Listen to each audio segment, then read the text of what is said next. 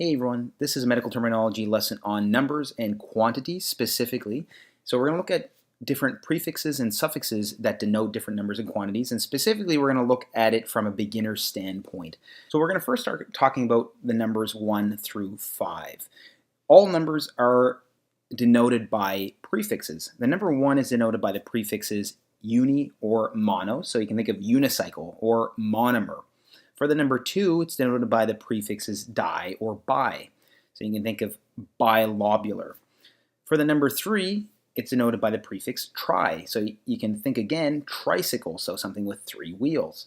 For the number 4, it's denoted by the prefixes quadri or tetra. So you can think of quadruplets.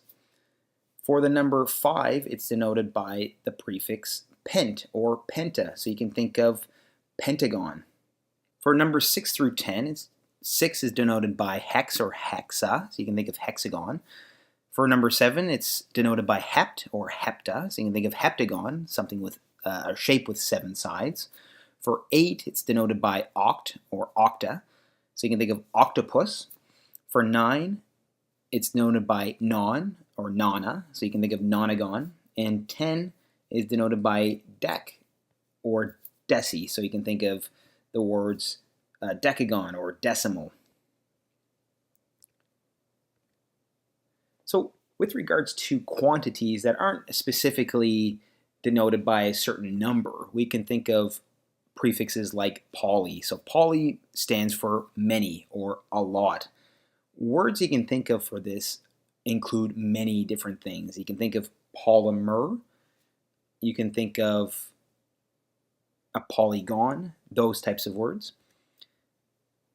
For a prefix denoting something that is few or several or very little, you can think of oligo, or the other prefix posse, which isn't used as much. So oligohydramnios would be a word that you could think of for oligo, something with very little. Hydramnios is amniotic fluid, so something with very little amniotic fluid. Posse, you can think of a paucity of something, so very little of something. Other words that denote quantity include pan or omni. These denote all, so pancytopenia, all cells are in low amounts. Omni, you can think of omnipotent or omnipresent, those types of words. For a prefix meaning, again, many, like poly, is another one is multi, so you can think of multiple.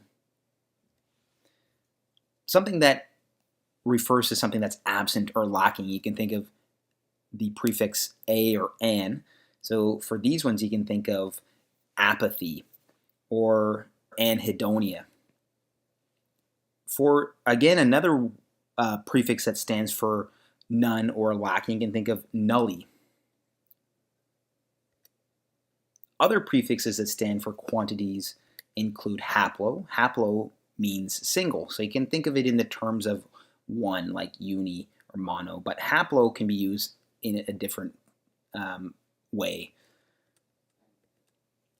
Diplo or dupli means double, so you can think of duplicate.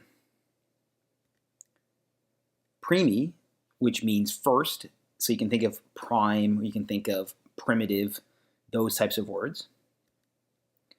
The prefix hemi means half, and semi also means half, so you can think of the hemidiaphragm.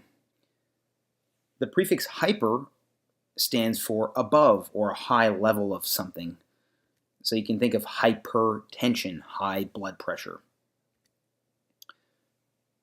A prefix that stands for something that's equal, something that's the same, includes iso or equi.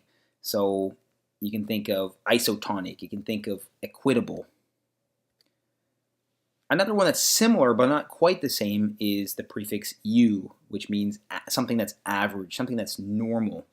You can think of euvolemia, a normal amount of volume. And conversely, you can think of the prefix hypo, meaning below, or something that's low in amount. And similar to what we talked about before, Hypotension is actually a low blood pressure. So let's move on to practice problems now. Let's take what we've learned from this lesson and apply it. So the first word we're going to look at is unilateral. So what does unilateral stand for? Let's break it down into pieces. The prefix uni, as we've learned from this lesson, means one or single. Later or lateral means pertaining to a side. So unilateral simply means pertaining to one side. The next word we're going to look at is hexagon. So again, we break it down. Hexa, like we've learned in this lesson, means the number 6. And gon stands for side or sides. So it's a shape with 6 sides. Very easy. The next one is diplococci. So again, we break it down. Diplo, we've learned from this lesson, diplo means double. If you get tripped up with diplo, you can think of di. Di means 2. So maybe that'll help you remember that diplo means double. And cocci is simply a suffix meaning the shape of, or a round shape or a spherical shape. So that really means double spheres, but it's actually a type of bacteria. The next word we're going to look at is oliguria. So oliguria. So we break it down again. The first part of it, the prefix olig or oligo, means few or several or very little. Urea is a urine condition. So really, oliguria means a condition of very little urine.